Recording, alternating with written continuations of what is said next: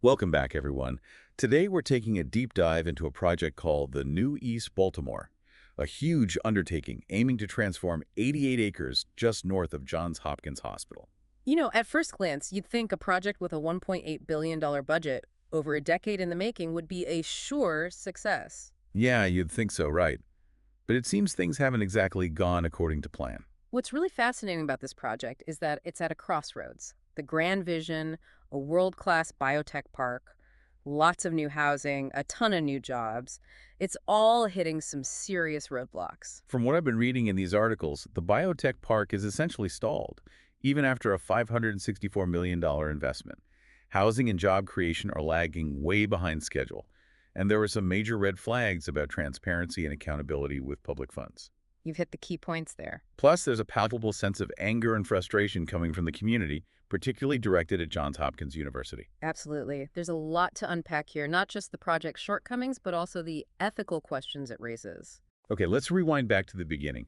Can you give us the picture of the early days of the new East Baltimore? What was the core idea, and who are the major players involved?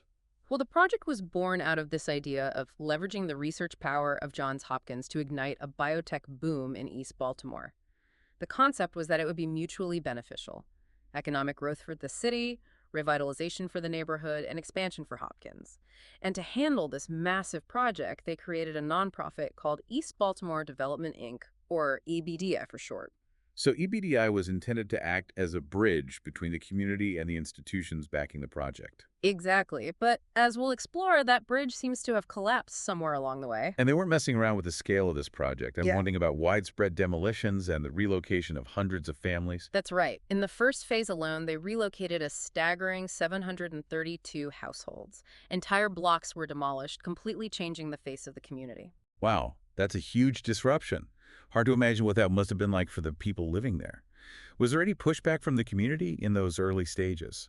There were mixed feelings, for sure. Some saw it as a chance for a fresh start, a way to bring jobs and investment to a neighborhood that had been struggling. But others worried about being displaced, about losing their homes and the community they knew. So right from the start, you had these conflicting narratives. The promise of a better future versus the fear of being left behind. Exactly. And that tension has only intensified as the project has encountered setbacks, and that initial optimism has started to fade. Let's talk about those setbacks. What were some of the first cracks to appear in this grand vision?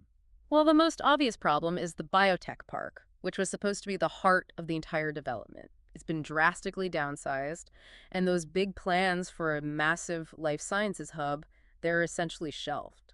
And all this after sinking over $500 million into it? Yeah. What happened? Did they just totally miscalculate the demand for biotech in Baltimore? It's complicated. The Great Recession definitely played a role, and there were also shifts within the biotech industry itself, but there were also some specific issues that contributed to the struggles of the park. I'm curious to hear about those specific issues. What exactly went wrong?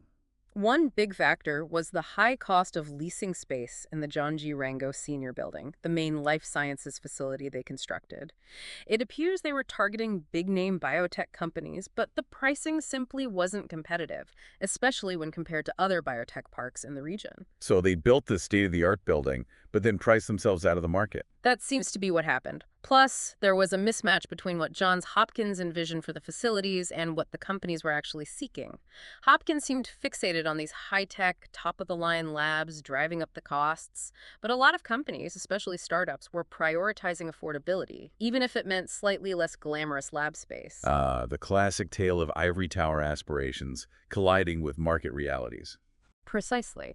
And to add insult to injury, there was already a thriving biotech park just a few miles away at the University of Maryland, with lower prices and attracting the very companies Hopkins was hoping to land. Ouch, that's gotta hurt. Yeah. So we've got a scaled-down biotech park, development's lagging behind, and the community's feeling understandably anxious. Ah.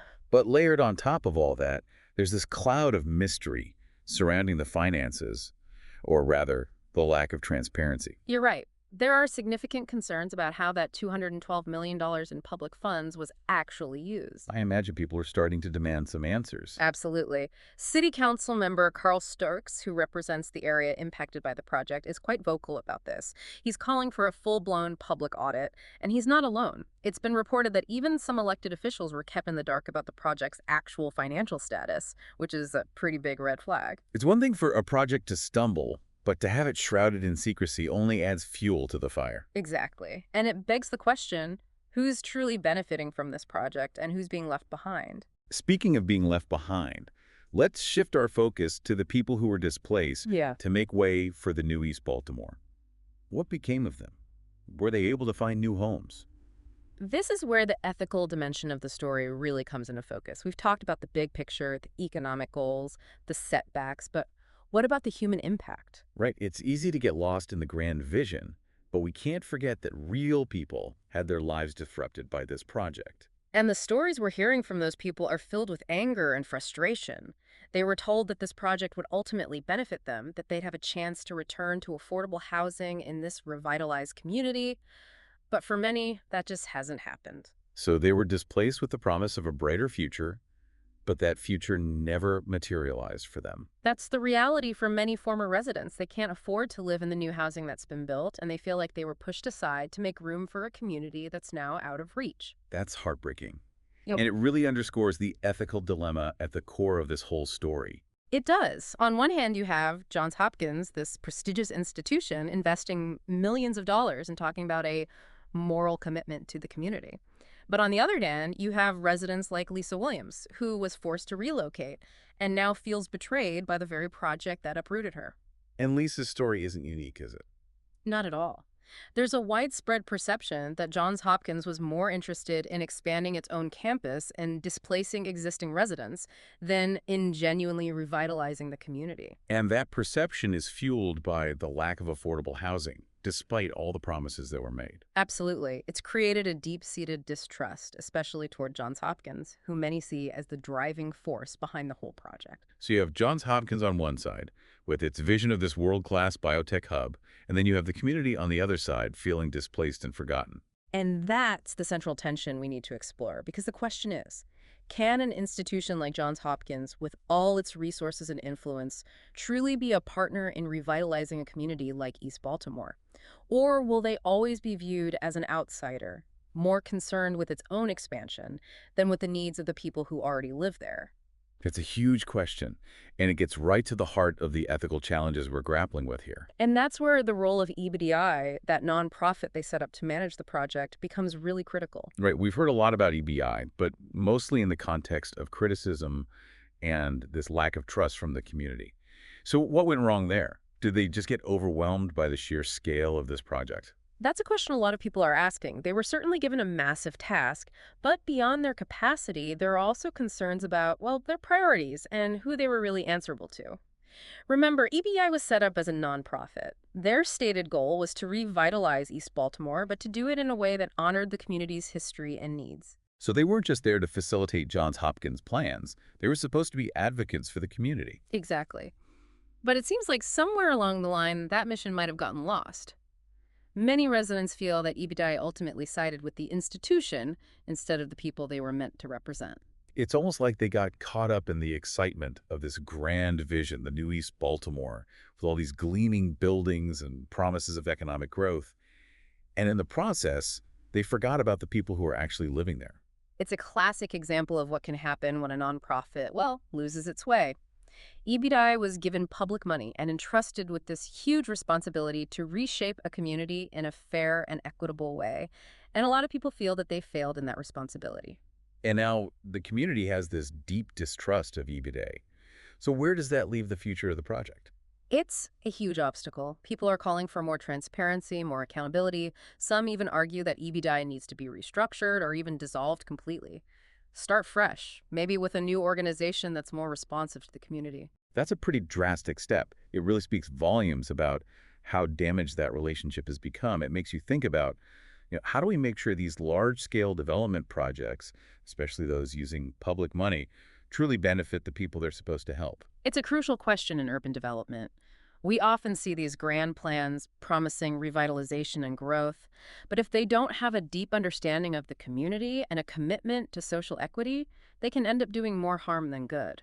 And it looks like with the new East Baltimore, we're seeing a lot of unintended consequences.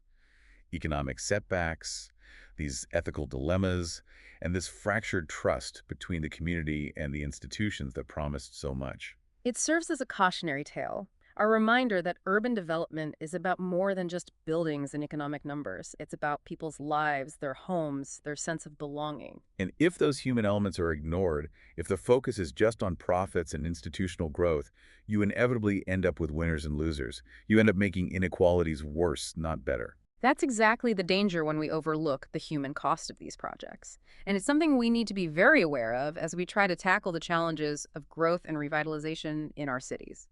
We've talked about the broken promises, the lack of transparency, the feeling of being pushed aside, but I want to dig a little deeper into the specific concerns that residents have voiced. What are they most worried about? What are they advocating for? One of the biggest issues is affordable housing, or the lack of it. Remember, a lot of these residents were displaced with the assurance that they'd be able to return to this new and improved community. But as we've seen, that just hasn't happened.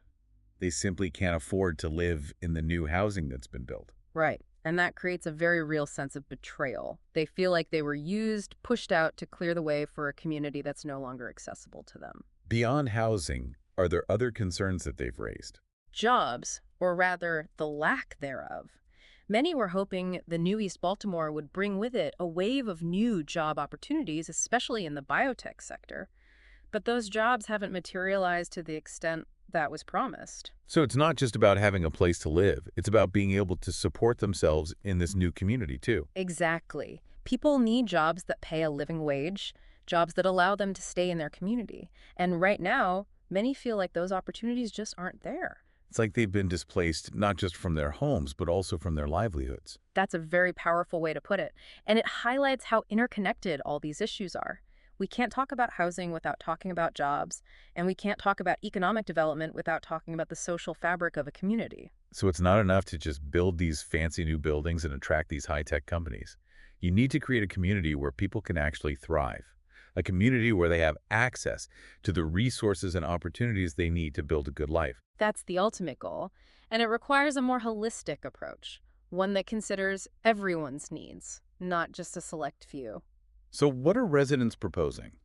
What would a more equitable approach to the new East Baltimore look like? Well, for starters, they want more affordable housing options. They want a real commitment from the developers and the city to ensure that a significant portion of any new housing is truly affordable for people of all income levels. Not just a handful of token affordable units scattered among luxury apartments. Exactly. They want real affordability that people who were displaced or other low and moderate income families can actually afford. And what about on the jobs front? They're calling for job training programs, partnerships with local businesses, and a commitment from the developers to hire local residents for construction and other jobs created by the project. So it's about creating opportunities for residents to directly benefit from the economic activity that's happening in their own backyards. That's the idea. They want to be active participants in this development, not just bystanders. They want a real stake in its success. It sounds like they're demanding a seat at the table, a voice in shaping their own community's future. Absolutely. They're tired of being ignored, of having their needs overlooked. They want to be partners in this process, not just passive recipients of whatever the developers decide. And that's a really powerful message. It's a reminder that revitalization can't be forced from the top down. It has to be a collaborative effort, and it has to start with the needs and aspirations of the people who actually live there. That's a lesson that applies not only to the new East Baltimore, but to any community struggling with these kinds of challenges. If we want to create cities that are truly equitable, we have to start by listening to the people most affected by these development projects. So we've discussed the community's anxieties, their demands for affordable housing and job opportunities, their desire to have a voice in this process. But what about Johns Hopkins, this big institution, in a sense, looming over this whole situation? Johns Hopkins is a huge force in Baltimore. There's no denying that. They're this world-renowned institution with deep roots in the city, and they've invested a significant amount of money into the new East Baltimore. But as we've explored, their role in this project is complex and it's fraught with tension. On the one hand, They're talking about their dedication to revitalizing the community. But on the other, many residents see them as the primary driver of displacement and gentrification. It's a tough spot to be in. It really is. They want to be seen as a positive force in the community, a partner in progress. But their actions, especially their expansion into East Baltimore, have generated a lot of distrust and resentment. How do we reconcile these two things? Is Johns Hopkins genuinely invested in the well-being of this community? Or are their actions primarily motivated by self-interest? Those are the central questions in this whole debate, and honestly, there aren't any easy answers. Johns Hopkins maintains that their presence in East Baltimore is a positive thing. They argue that they bring jobs, investments, and opportunities. And to be fair, they have made some efforts to respond to the community's concerns. They've put money into job training programs, they've supported local businesses, and they've worked with community groups to provide resources. But it doesn't seem like those efforts have been enough to bridge that deep divide that exists. No, not so far. A lot of residents still feel like Johns Hopkins is operating from a position of power and privilege, that they're making decisions without truly listening to the community. And that feeling is only amplified by the fact that many residents are being priced out of their own neighborhoods, losing their homes and businesses in the process. Right. It's a prime example of what can happen when a powerful institution expands into a vulnerable community. Even with good intentions, there's a real risk of displacement, gentrification, and widen the gap between those who have and those who don't. So what does Johns Hopkins need to do to rebuild that trust with the community? Can they actually become a true partner in creating a future that benefits everyone? It's a tall order, but I don't think it's impossible. First and foremost, they need to acknowledge the harm that's been done. They need to truly listen to the stories of the people who feel like they've been pushed aside, the people who've lost their homes and their livelihoods. It starts with empathy, with being able to put themselves in the shoes of the people who've been negatively impacted by this project. Exactly. And beyond empathy, they need to take tangible steps to address the community's concerns. That means investing in genuinely affordable housing, creating jobs that pay a living wage, supporting those local businesses that are being squeezed out by the development. They need to walk the walk, not just talk the talk. They need to show a real commitment to the well-being of the community. And maybe the most important thing is to give residents a genuine voice in shaping the future of the new East Baltimore. That means involving them in the decision-making process, giving them a seat at the table, taking their concerns seriously. It sounds like there needs to be a fundamental shift in their approach, one that moves away from top-down decision-making and towards something more collaborative and equitable. Right. If Johns Hopkins truly wants to be a partner in this, they need to be willing to share some of that power, to embrace a more community-driven model of development. It's not just about erecting new buildings or attracting new businesses. It's about building trust, nurturing relationships, and creating a sense of shared ownership over the future of the community. That's really the key. Because at the end of the day, real revitalization can't just be imposed from the outside. It has to come from within, from the hearts and minds of the people who call that community home. Okay, so we've talked about the challenges that the new East Baltimore is facing. The unkept promises, the erosion of trust, those conflicting visions of what the future should look like. But let's take a step back and think about the bigger picture here.